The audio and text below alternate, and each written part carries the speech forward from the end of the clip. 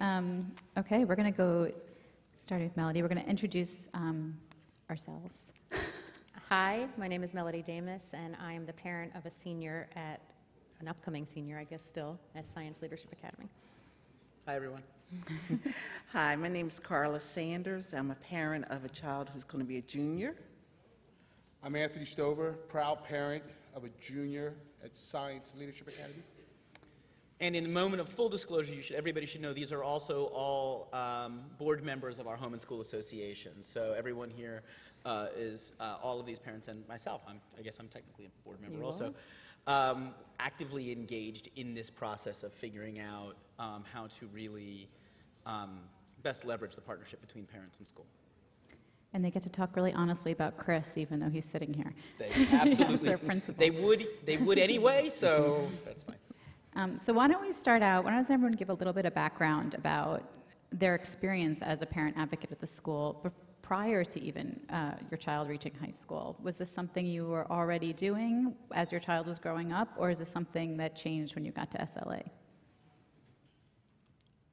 I'll start. I got to SLA at a time when my daughter was going to one of the prestigious private schools in Philadelphia from K to 8. And as she was going into 9th grade, it just got to the point where it was no more affordable for me and my family to send her there. So we had to go into the school district, the Philadelphia Public School District. And we didn't have many choices. And not only did we have many choices, it was a time when Colin Powell was talking about the urban American school districts and how 50% of the students were not failing, were not prepared to go on in life. And we went in a panic zone. We didn't know what to do. And through fighting with the district, going down there every day, banging on doors, we found out about SLA, the Science Leadership Academy. And we found out kind of late, and we ended up on the waiting list. But before that school year ended, and believe me, it was a very, very stressful time for us. Before that school year ended, we found out that we were accepted to SLA that had a student body of 500 that gave each incoming freshman, the way they got into the school was not because of their test grades, where they came from, or anything else, but only because of themselves. They were interviewed by student and faculty, and my daughter got accepted into the school, and even though she didn't want to leave the school that she was coming from, that she was used to, that was kind of like a prestigious school, she kind of got excited in regards to that. Every freshman was presented with an Apple laptop, and that was going to be their mode of learning and moving forward. And during the orientation, you know, when I heard some of the kids speak, if you were out here earlier and heard some of the alumni students speak, I was sold. I felt comfortable, and today that's why I serve on the Home and School Board. That's why I'm sitting here on an afternoon from Philadelphia, because of what SLA represents. I guess I had a different experience. My child went to public school. I was part of the homeschool, wasn't part of the board, but I would, whenever there was an activity, volunteer. So that was my history. But the school that my son attended, there was a lot of family and friends who worked there. So he was always guided through the school. And so even though I wasn't there, I knew that there was somebody else who was there looking after him. But when it became time for high school and he had to choose a high school, I did not know about SLA. I went to some of the older magnet schools and that had been around, and my mom went to the same school, and so we sort of had a history at some of the other schools in the city. But he decided that he wanted to go to this school, and so I had to feel that comfortability that I had with the old school, where I actually knew the personnel and knew that they were going to look there, and I needed to know if this was a place that he was going to be comfortable, that I didn't have to worry about him while I'm at work. And we went through the tours, and we visited the school, and you felt that he was going to be comfortable. He was going to be okay. I could let my child go to your school. So that we had a different way of getting to SLA. My daughter was also K to 8 in a private school in Philadelphia, and I would say up until her 8th grade year, I had no idea that she would be able to attend a public school in Philadelphia because just there wasn't anything that great out there. SLA was in its 2nd year at that point, and it became known to us, and we quickly fell in love with it. I was on, I ran the PTA at her school, so I'm sort of like a parent that's going to be in your face anyway. And since I was going to be sending her to a public school, I knew that I was going to be in their face every day just to make sure she was okay, since it was such a different experience. And then quickly realized that I was so welcomed there anyway that it didn't matter. The access there for parents is amazing. It's truly a partnership there. You never feel intruding. And if you want to intrude, you can anyway, so, and we do. So it's a wonderful place. And I think for me, there was this moment, and I talked about this at our first graduation, where the building wasn't finished yet, and we always knew, those of us on the planning team always knew that we wanted incredible parent access. We wanted parents to be a part of the building, so they have a dedicated space. There's a home and school office that is also our school store. Our parents run the school store. We have a zillion ways that we can access with parents virtually, using social media, using all the tools we do. We also wanted them in the building. And there was this incredible moment. I talk about this a lot, that if you ever want to be humbled, start a school. Because those first parents, and it's interesting, you can hear it now, well, I'd heard about SLA, some parents still have, some haven't, oh, we'd heard about SLA, or the district told us, or my son saw somebody when we went out and do our recruiting. That first class had to take such an incredible leap of faith. And, we were just an idea. And that, for me, was this incredible reminder, this incredible sort of proof that parents send us the best of who they have. They send us their children every day. And both as a parent, now knowing that as a parent, but even then knowing that just as an educator, there's just always this unbelievable sense of obligation that we had to make sure that parents felt that we were always working to be the best of ourselves for their children. And that meant making ourselves as accessible as we had to be. That meant opening our doors. That meant making people feel comfortable on a tour, making people feel comfortable even once they've been accepted, because there's that whole fight, and then it's, oh, you're accepted, great, now we can ignore you for the next 4 years. No, you send us your child. That's an incredible responsibility. So for me, it was always this notion of we have to be as accessible as humanly possible to parents. So, Chris, I have to ask you as a principal, I think a lot of principals are scared to open their door to parents and to have an open door policy because they're scared of what's going to come in the door. Right. How do you mediate that line between too much access, perhaps, or at least knowing you're effectively communicating, but also not? So I think that if I am the gatekeeper, then it's overwhelming, right? And then I never get to anything else. So at SLA, we have a program called Advisory, where the first teacher that students and parents oftentimes really sort of formally meet is their child's advisor. And that advisory is a 4-year relationship. And the primary mode of communication for most parents is with their child's advisor. And every parent knows that there is one adult in the building whose job it is, part of their professional responsibility, is to be the conduit between the school and the family, and that group of 20 families. So that creates a culture where every teacher knows that there's 20 families they're responsible for. Now, do a lot of parents come right to my office, especially this group here? Yeah, they do. These are my home and school officers. Of course they do. And that's awesome. But there's a lot of parents who, there's always these funny moments at graduation where I find out, a parent comes up to me and says, oh my God, if it weren't for Miss Dunn, my child would have never graduated. I must email her every single day. And maybe I knew it and maybe I didn't. And that's okay, because I trust that my teachers are having those relationships. And when there's challenges and when there's problems and human communication there is, that's my job to then mediate that and do that. But my advisors are sort of the front line of making sure that parents can get their needs met. And that makes it whole school, every adult, all of us. And so that makes it manageable. And it's structural. Right. You've built a culture, which I guess is key to Yes. that parent involvement, and you guys obviously feel that.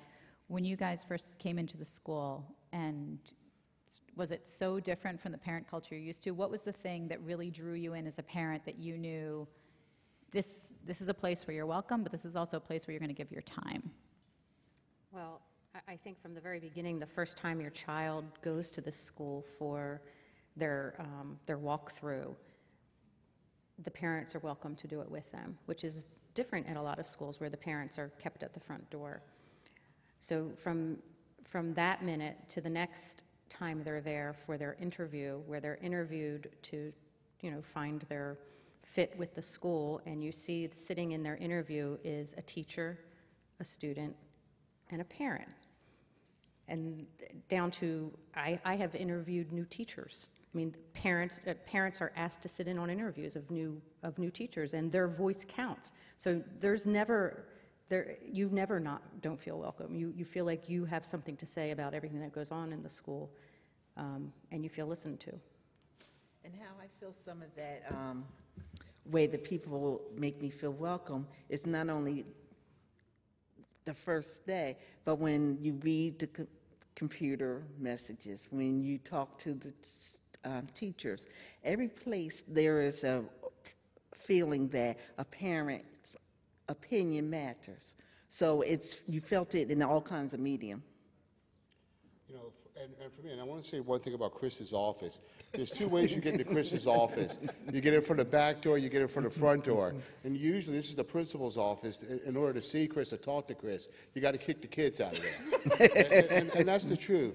The school itself, for us, we live in Philadelphia, and the school is an urban setting in center city Philadelphia. And as I stated earlier, we came from a private school that was pretty prestigious, and we always kind of felt out of place. We were very happy to have our daughter there, but we really didn't feel like we were a part of. Our first visit to SLA, not only did we see families that looked like my family, a multicultural family, we saw the two moms, we saw the two dads, we saw the diversity in regards to economics. The school reflected the city that it's in, and the energy of the school, in regards to the kids being there early, and Chris having to come downstairs at a home and school board meeting saying, you got to leave now, they just didn't want to leave. And it truly is home. And with home, you have that collaboration between me and my daughter, which I really didn't have before, with the teachers, with other parents. It's really hard to put into words, but it's home. What do you think, especially this audience where everyone's coming from a different school or a different place, what do you think is your one thing that has really been remarkable about the parent, home, and school connection there that they could take away? For me as the principal, it is always remembering that it's so easy to, I think you spoke about this earlier, to assume that parents are either over-involved or under-involved, right? And for me, it's remembering that how deeply invested parents are in their children. We know that. That shouldn't be a major takeaway, right? That shouldn't shock any of us. And yet, always remembering that. So one of the things that I love, we do, as part of our advisories, twice a year we do narrative conferences. We don't do the traditional high school, walk around, wait in 6 different lines for 1 minute with 6 different teachers. All of our teachers write narrative report cards. Those narrative report cards are done online and collated to the advisor. And the advisor sits down with the parent and the child, because it's not appropriate to talk about kids, we should talk with kids. And that's a 15 to 20 minute meeting twice a year. And the national average for high school back to school nights or home and school nights is about 35 to 40%, depending on which study you read. We average about 93 to 95% any given year. And everybody comes. And if they don't, they get on a phone. And if they don't, they exchange emails. And remembering that while love can look different and everybody manifests it a little bit differently, the most important thing that you have to remember is that incredible love is what parents feel for their children, and that we have to honor that. And so that's always my takeaway, is watching the myriad ways SLA parents love their children. And I think that's with some of the activities that we do at the home and school. When we call parents up and say, can you do this activity? And like, no, for whatever reason, they can't do it. They said, but I can do this. And we're like, okay, we'll put your name down for the next activity or for this activity. So we take people where they are and what they're willing to give to us. And I think they appreciate that. Right. Have you found yourselves as parents doing outreach using more and more technology, or do you still think it's the old-fashioned grab someone in the schoolyard, call them on the phone? What do you think is the most effective?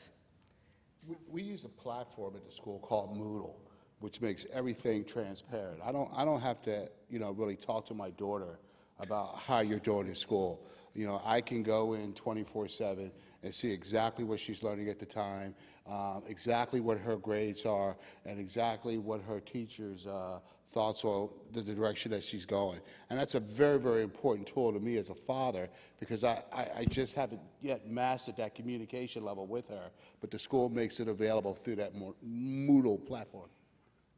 I find that mastery of communication probably happens when she's about 35, is my guess. That's usually about... When she starts texting you. That's right.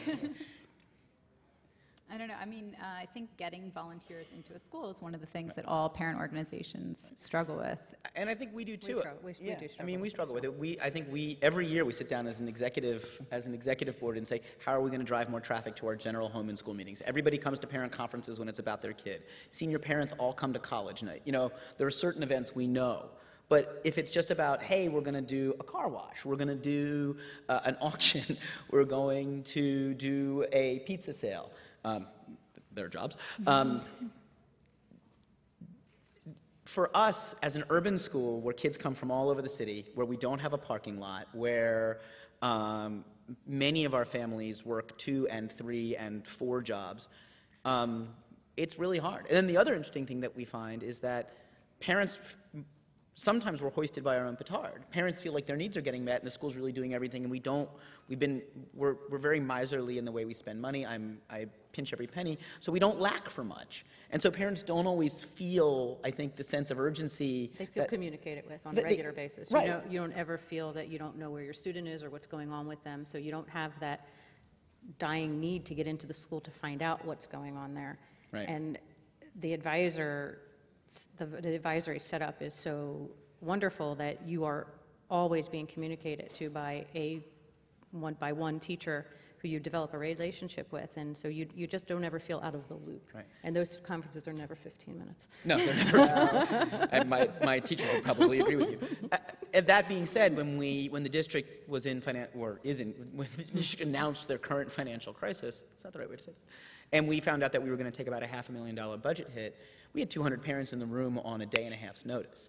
And we raised, in a school that has 50% of its population is free and reduced lunch, we raised $37,000 in a matter of about a month. Yeah. And for our community, that's an incredible amount of money. And a lot of parents, and it was like, I mean, we had parents say, I mean, we knew parents were making decisions about what bills they were paying that month to give us a $100 check because they cared about the school. And one other thing about the school community in regards to the number you gave, 60% with the free lunch program and working 2 jobs, something like that. We also have that part of the school community that could go anywhere they would like to go, and they choose to come to SLA. We have one parent that comes from another state and pays over $10,000 to go to the school, could go anywhere they want to go. So it's like it's a nice, well balanced too. It's not just one community or people struggling to make it, but people that can go anywhere they want to go but choose SLA. Yeah. It's a nifty little place. We're like a giant infomercial up here for Right. And another We are thing very is lucky that parents. right, it's the informal kind of networking that parents do because we are parents from all over the city. We have to have parents from different parts of the city, and they have little informal ways of getting together. That's great. I think we're done. Thank you. Yeah, I think we're done. Hey, That's mine is a terrible thing Thank to you. waste. And a parent.